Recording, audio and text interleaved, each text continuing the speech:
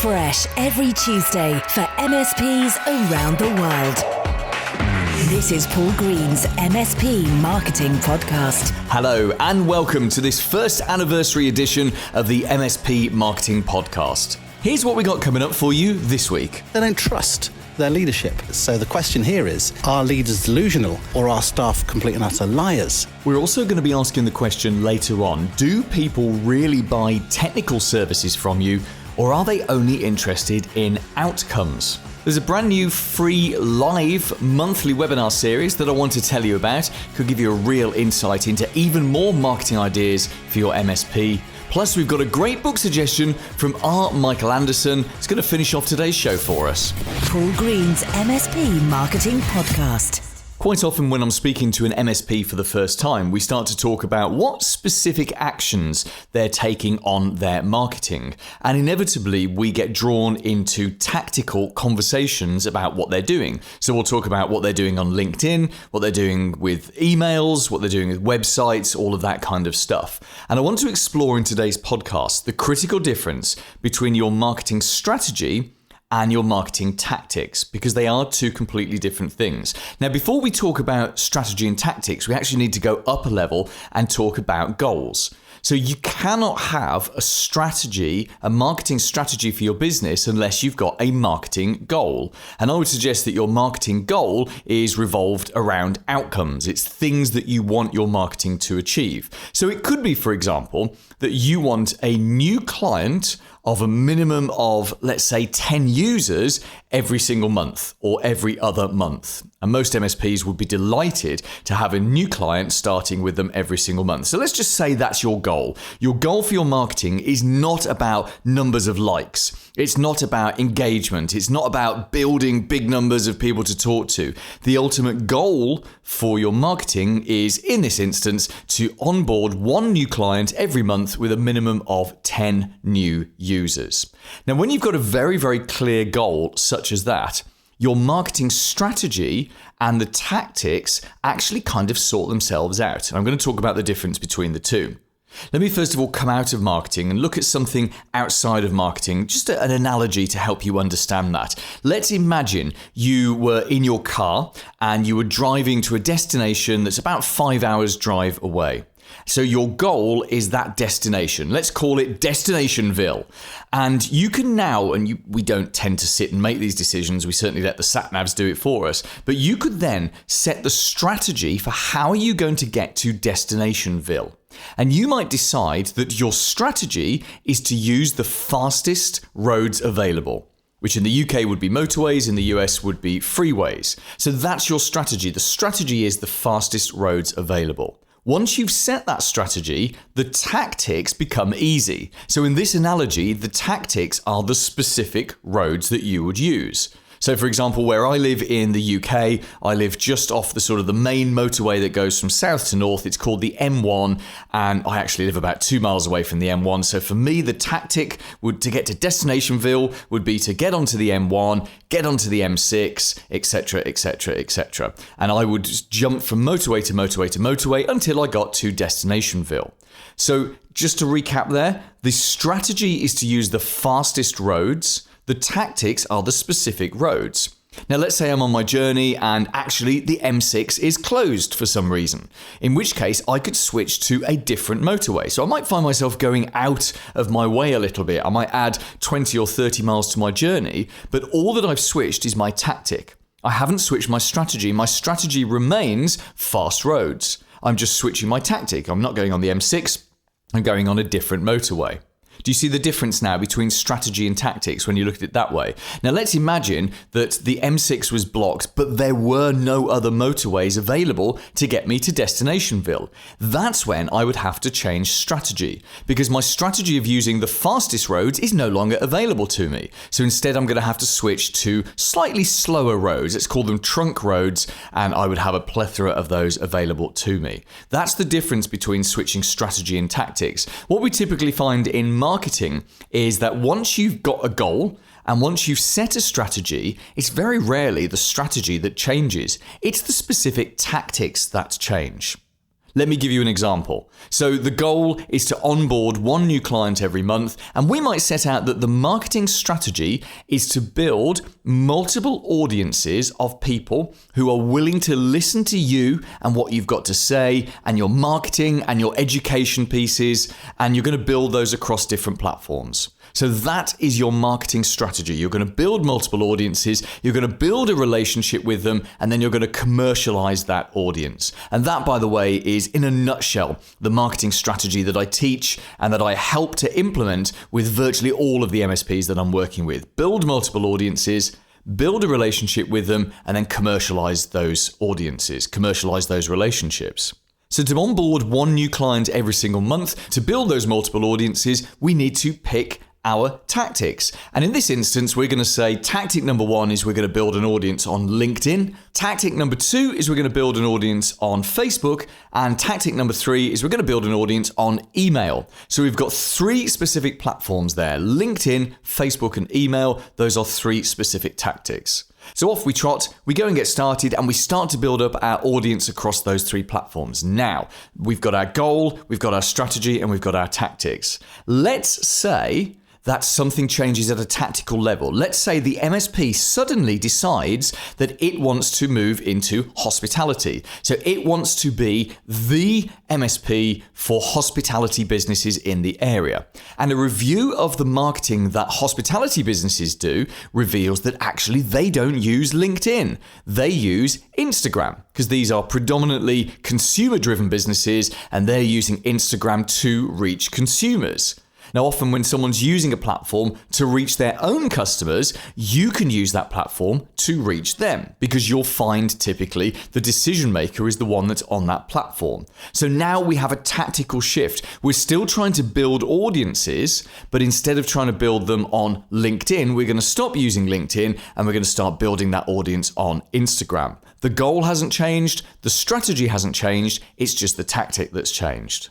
Can you see how simple this is when you break it down like that? So long as you have a very clear goal for what it is that you want from your marketing, then it's a lot easier to put together a good marketing strategy. And once you've done a marketing strategy, it is almost so easy to get the right tactics. And this is why you have to start with the goal in mind. You have to know what it is that you want to achieve.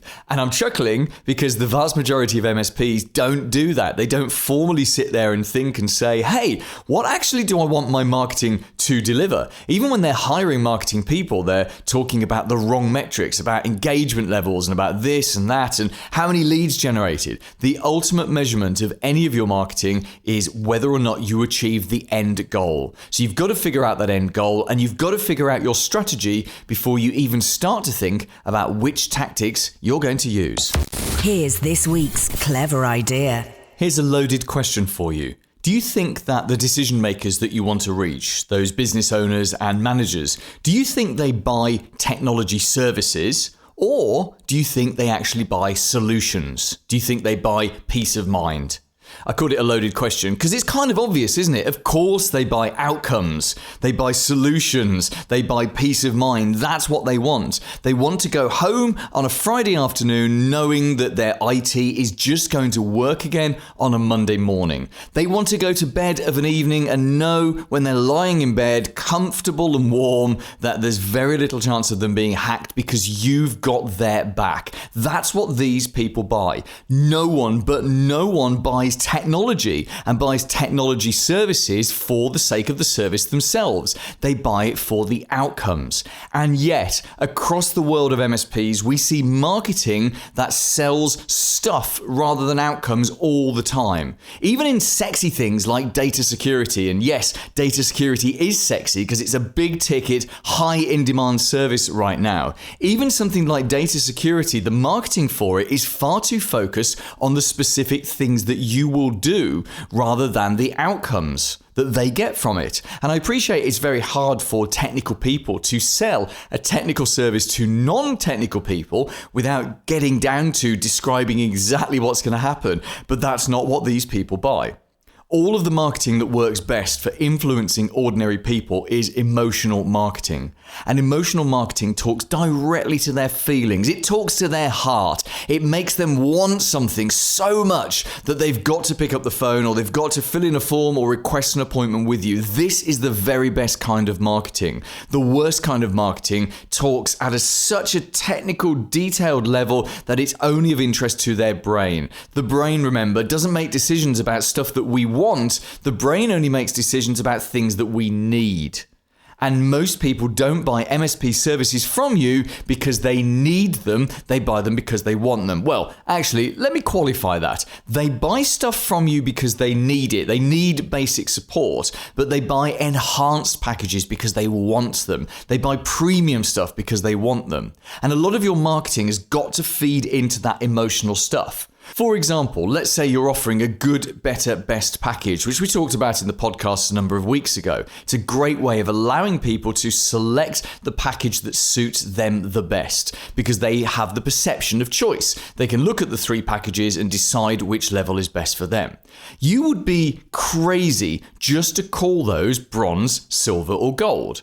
Or even good, better, or best. Now, don't get me wrong, that's better than no label at all. But the very best label appeals to them at an emotional level. So you might call your bronze package the basics or all the basics you need. And you can say, look, to keep your business safe, to keep your business supported, these are all the basics you need. You might call the middle package the growth package, and you say, we've got some more services here which will save you more time, provide extra levels of security and service and convenience and productivity, and it's designed for businesses that are in growth and want to continue that growth. And then you might rename your very best package as the entrepreneur package or the high growth package, and you say this is designed for those businesses that are really going somewhere really fast. We've added in some extra services, extra levels of protection, extra safety, the world's best productivity, collaboration, and communication tools, the things that every fast growth business needs and every entrepreneur needs to have. This is designed specifically for business owners who are going somewhere in a hurry. Now, even just changing the descriptions of those 3 packages suddenly appeals to people at a very emotional level. Because some people will look at that and say, do you know what? I just want the basics. I'm happy with the basics. It's a choice. And they are satisfied. Emotionally, they're satisfied to make that choice and go for that package. Others will look at it and say, do you know what? We are in growth. Even in these difficult times, we're growing. We want, here's the thing, we want to grow. Often people will buy things that are where they are going, not where they currently are. They might not be in growth right now, but they might buy something to be in growth. That's why they would buy your growth package. And then you've got people who, again, they might not really be an entrepreneur right now, but they consider themselves to be entrepreneurial. They consider themselves to be in high growth. It's what they want. It's why they got into business. And even though they've been, 5-10 years slowly building up the business, it's always there in their heart that I want to be a high growth entrepreneur. I want to really do this. And those people would really, really like to buy into that extra package because they're not buying the stuff, they're buying the outcome. And it's up to us to make sure that the outcomes are so desirable that the right people match themselves to the right package. And you can do this across everything. You can do it with your data security stuff. You can do it with your telecoms, with your support. You can do it with even your hardware as a service. However you're doing stuff, you can do it in different ways where it appeals to people and it gives them a greater outcome. You might supply a real top-end laptop as part of your hardware as a service delivery. And it might be, a £2,000, $2,000 laptop that really most people don't need. But it's not about whether or not they need it. It might be about whether or not they want it. And you might say to the people you're talking to, look, most of the laptops we do, £500, $500, that suffice for most people. Because you are a high growth entrepreneur, you need a better machine that's higher quality, that's more future proof, that's better suited for the incredible demands that a high growth entrepreneur such as yourself places on their technology. You never want to lose your time because your hardware lets you down. So we recommend XYZ machine, which is a $2,000 machine. But of course, it's as a service, so you're just renting it anyway. Because let's be honest, most people buy by looking at the cash flow rather than looking at the actual price, which is why as a service is a great thing to do to any kind of hardware. You should take any kind of hardware and just put as a service on it.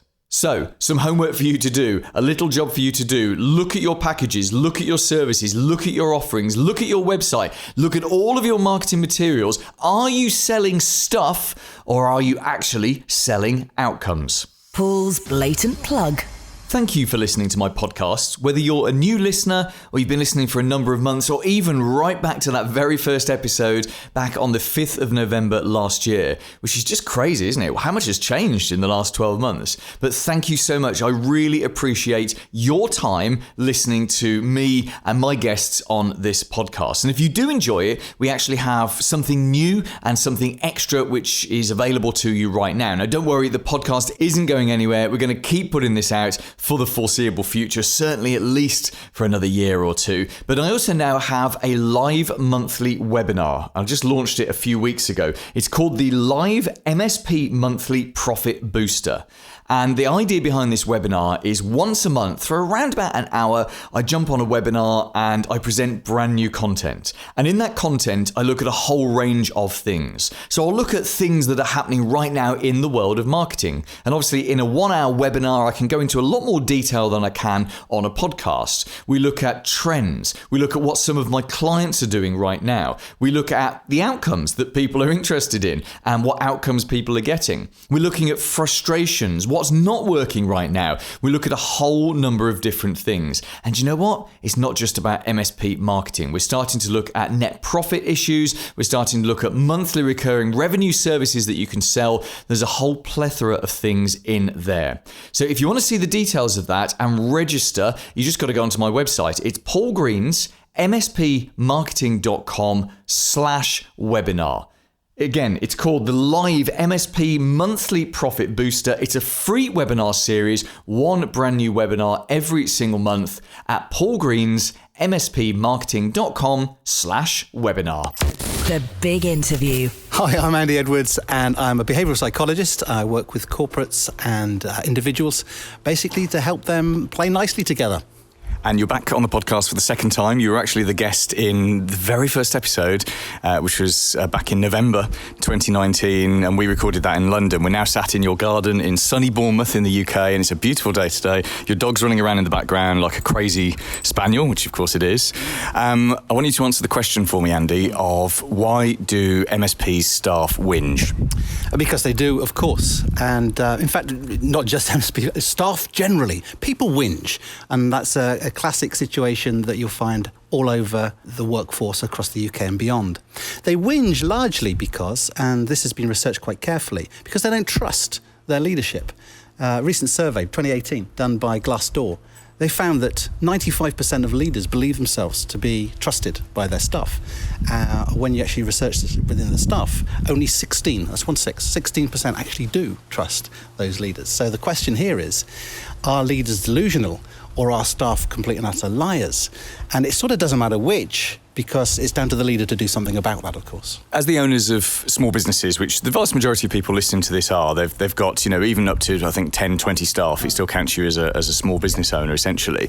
So we hear about the word leadership, and we know that's something we should be dedicating more time to, but it's quite difficult to find the time to actually focus on improving that. Leadership is a funny thing. A lot of courses, a lot of books, a lot of information out there is based on leaders telling leaders how to be better leaders. And I don't think that works so much as when you think about it, leadership is only a title you can claim. In fact, you can't claim leadership. Your followers have to call you leader.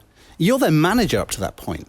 And until and unless you do the right thing, whereby you're trusted, you're believed in, and you're respected, then nobody's going to call you leader. It doesn't matter what you call yourself. They're not going to call you leader. So how to improve leadership? But then by definition will be, well, what do the followers want? And that's where I think we've got to start. And before we started recording, you were telling me that you think communication is the major area where leadership goes wrong. Ah, yes, the C word. Communication is the first and foremost complaint that followers have with their leaders. And we get that almost delusional gap again, whereby people at a given level will say, whilst I communicate well with the people below me, the people above me are rubbish at communicating. So you go to the people above them and they have exactly the same story to tell. So something's going wrong with this communication. So when I've researched this and looked at the many thousands of followers with whom I've had the privilege to talk, I find that the gap is based on not just the word communication. It's too easy. The symptoms are derived from about 7 particular areas where communication fails between leadership and staff. And that, of course, leads to mistrust, leads to retrenching, leads to all sorts of symptoms that leaders then blame their followers for, but in fact, it is their leadership behaviour that is inspiring that behaviour in those followers, and thus they can do something about that. So briefly tell us what the 7 areas are, Andy. Well, the main communication is, what are we here to do? So many leaders believe they have already communicated that. And by the way, they might be right in as much as they've said it, or they've put it in an email, or it's up on the wall somewhere. But to actually viscerally communicate our raison d'etre, our purpose for being, most teams, in fact, every definition of teamwork, you just go and stick it in Google, what's the definition of teamwork? It will include some version of the words with a common purpose. And unless the leaders are really clear about what that common purpose is, then they haven't got their followers in any way, shape or form, because they'll go off in different directions or assumed directions. They'll start to squabble over the priorities of what we're supposed to be doing first. Whereas if initially, and then again, and then often, and then repeatedly, especially if there's been a change of staff or circumstances, you go back to, remember why we are here. We are here too. We will achieve that by. And you can put all the key performance indicators and the measurements there afterwards. But I, as a team member, need to know, as a follower, need to know what the hell I'm doing there. And it's your job as a leader to ensure I understand that. That's the first one. There are a few others. Number 2, from a communication point of view is, and I think this is incredibly important, the failure to meet with me formally for between 10 and 20 minutes every single month. Now, if you've never done that, I would suggest every single week to start off with. But that ring-fenced time, an opportunity for me as your follower to let you know how it's going on for me, and you as a leader to make sure I understand that I'm still on track and I'm doing well and what I need to be looking at differently. Many leaders say, I do that on a day-to-day basis. I say, great, and so you should, but it's not a ring-fenced time, which denotes that you have value in who I am and what I do. So have that ring-fenced time. Caveat here, if you arrange that ring-fenced time and then say, I can't make it tomorrow, I've got something more important to do, you've basically given that follower the message, you're not that important, I don't value that much. So be very careful. During COVID, for instance, I've known the best leaders I know, they're on the phone to these guys. They're saying, I'm not missing out on speaking to you. I'm not going to miss out on the communication. So one-to-ones, ring-fenced time with every single one of your charges, which brings us to a sub-point around, some leaders say, I lead 50 people. No, you don't. You don't. If you're leading more than a team of about 8 to 10 people, then you are going to be pulled apart. You're not a leader. You have some authority over them, but that's not leadership. So absolutely make sure that you're meeting with your staff at least once a month. Number 3 is, part of that is when they bring something up, a concern, a worry, a moan even, as they will certainly start off being, is, do you close the loop? Do you say, that's really interesting, I'll get back to you, and not bother? Do you say, all right, we need to do something about that, and then fail to go back? No, there's only 4 answers you give to somebody with a concern or a problem. The first answer is this: yes, we'll sort it. Well, how much do you need? Go buy one of those things now. So you can say yes and immediately. Closed loop. Second answer, by definition, the second issue will be a slightly bigger answer than the first one, which will be, yes, I agree. What's the first step we need to take? Are we sure we've got the business case in place first? So it's still a yes. Of the 4 answers you can give, the first 2 are yes. As is the third answer. The third answer is, yes, I understand why you would say that, and I see there's some other priorities in place that we need to be addressing first. But do ask me again in 3 months' time, 6 months' time, what have you. So you're still saying, I value your judgment, I value your opinion, and I value the fact you've brought me this issue, this concern, this idea, this goal. And there are other ideas and priorities first. By the way, if they don't know what those priorities are, then as a leader, you need to ensure that they now understand why that is a lesser priority. So that's part and parcel. So you've got to close the loop as well. The 4th out of 7 is failing to elicit or even be open to challenge from your followers. The idea that a leader thinks they've got to know best or be the boss or in charge in some sort of macho or machess sort of way. No, you're as vulnerable as anybody else to the vagaries. Well, we've certainly seen that as of late, haven't we, of what else is going on. So absolutely, you must be open to the idea of somebody turning around and saying, I don't know why we shouldn't be doing it this way. Or how about if? Or, boss, that doesn't serve me when you do it in that way. It would be better if. And for you not to turn around and say, well, I'm the boss, you get on with it, I pay you, I'll tell you when you're doing a bad job and move on. No, absolutely. And my suggestion as a leader, not only do we accept challenge, we mine for challenge. We seek challenge. We almost demand challenge, but in a non-scary way would probably be the best way of doing that. The remaining three, which probably haven't got time to go into, let me just give you the headlines on that. First one is failing to be specific in your positive or constructive feedback. We need feedback as followers. Are you being positive or constructive, but being specific with that? It's quite a big section to look at as to how to do that. The worst case scenario is you don't give any feedback at all. Number 6 of 7 is failing to appreciate or give credit for an individual effort. Okay, let me simplify that. Say thank you sometimes. In fact, say thank you a lot. It's a validation. It's showing that you're valuing it. It's the cheapest and easiest thing to do. And probably out of the 7, it is the easiest one to do and probably has the most disproportionate positive effect. And the last one, failing to maintain visibility and general communication. This is the charge that you might get if you're not around, that you are locked in an ivory tower and out of touch with people. So the continuation of those fails is in my new book, and I go into it in quite some more detail. So tell us about the book, what's it called, and where can we get it from? It's leadership, but with the last letter, T, instead of P. Because from a very clear feedback point of view, I often get followers say, my leader is not very good, but they'll use that sort of language. So it's probably more polite to give you the subtitle, to be honest. It's what your followers really think of your leadership and how to change their minds. And that gives you a real big clue as to what's contained within the book. And where do we get it? It will be on Amazon at some point, but go to the website. It's www.mynameandyedwards.biz, and it'll be reasonably obvious where you can get hold of the book on that website. Paul Green's MSP Marketing Podcast.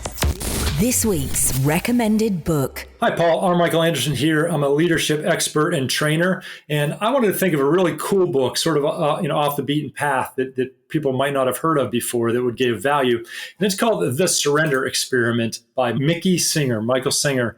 But it's about this hippie who really all he wants to do is go and meditate. But what he tells himself is anything that comes around his life, he's going to say yes to. And I won't spoil the whole story for you, but then he buys one of the first PCs. He becomes a programmer. He comes up with this software package, and it turns into, he's the CEO of $1 billion public company, and it just goes through a really interesting path. Really resonated with me as a software guy who's a little bit spiritual as well. So anyway, it's called The Surrender Experiment by Michael Singer out there. How to contribute to the show. What's a book that you've read that you think, hey, Paul's audience would find that book fascinating? I'd love to get you on the show giving your book suggestions. You can actually do it without even having to speak to me. We've set up a special page on my website, paulgreensmspmarketing.com/podcastbooks. And on there, you can see the details of how to leave me a book suggestion. There's a little script there if you want to use that script, or just use your own words, completely up to you. And I've even listed all the books that have already been suggested. Now, you can make a book suggestion whether you're an MSP, whether you're a vendor, or whether you're not even in our world, but you've stumbled across this podcast and you're finding it quite interesting. We'd love to get your book suggestion. So you can leave it and send it to me very simply at paulgreensmspmarketing.com/podcastbooks. Coming up next week. In the future, we could see some more technicians coming onto the market as companies struggle with their customers coming back to normality. That's Chris Duggan. He's an MSP recruiter based in the UK, and next week he has got some cracking ideas for you to make recruitment easier. Whether you're finding it easy or difficult right now to get the staff that you want, my experience of most MSPs is that they find it quite difficult. Chris has got some amazing ideas about building up pipelines of staff, so that when you've got a vacancy, you've got a whole bunch of people that you've already talked to that you can go and see who's ready to join you at your business. So Chris is going to be here as our guest next week. We're also going to be talking about a podcast that's about hacking, and it's about the criminal underworld. It was recommended to me a few months ago by one of my clients, and I've quite enjoyed dipping in and out of it. And remember, I'm not a tech, so if I enjoy it, it should be something that you would enjoy as well. We've also got a book suggestion next week from Heather Harlows. Now, it's a book that I read about 20 years ago. It's one of those that you can read in one sitting, and it really does give you food for thought. And the final thing we're going to talk about next week is why you must have a live calendar on your website. As we start the second year of the MSP Marketing Podcast next week, I'd love to see you then. Have a great week. Bye-bye. Made in the UK for MSPs around the world. Paul Green's MSP Marketing Podcast.